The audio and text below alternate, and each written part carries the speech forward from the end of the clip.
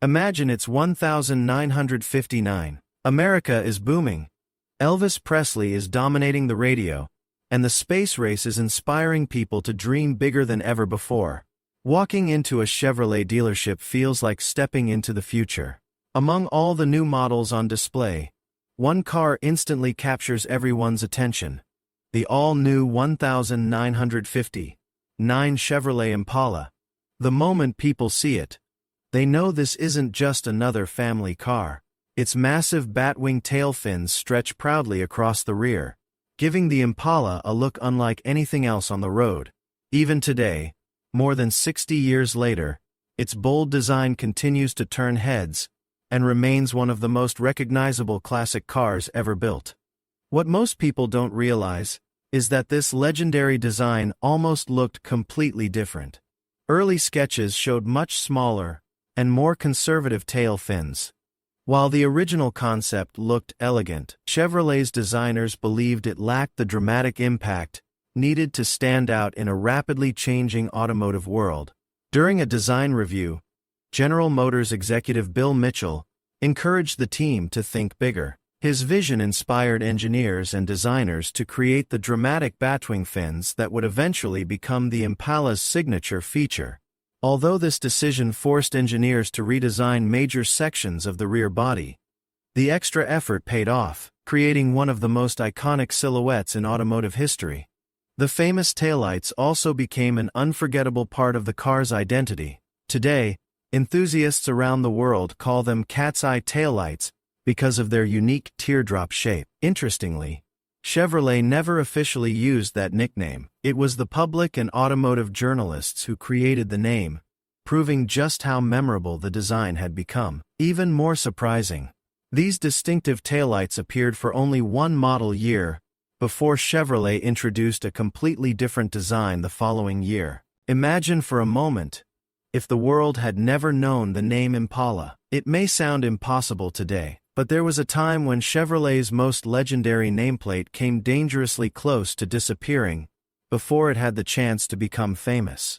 As General Motors prepared the car for production, the company ran into unexpected legal complications involving the Impala trademark.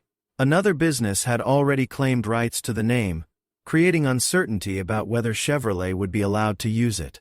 For months, General Motors' legal team worked behind the scenes to resolve the dispute while the design and engineering departments continued developing the car.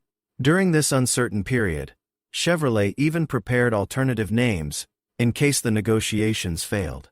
Internal planning documents reportedly listed a backup name, proving that the company was ready for the possibility of launching the car under an entirely different identity. Fortunately, after months of negotiations, General Motors secured the legal rights just in time. That decision changed automotive history forever, because the name Impala would soon become one of the most respected and recognizable names ever to appear on an American automobile, representing performance, style, and prestige for generations of drivers. While the dramatic styling attracted most of the attention, the engineering team was solving challenges that customers would never even notice. One of the biggest obstacles appeared when Chevrolet began developing the convertible version of the 1959 Impala.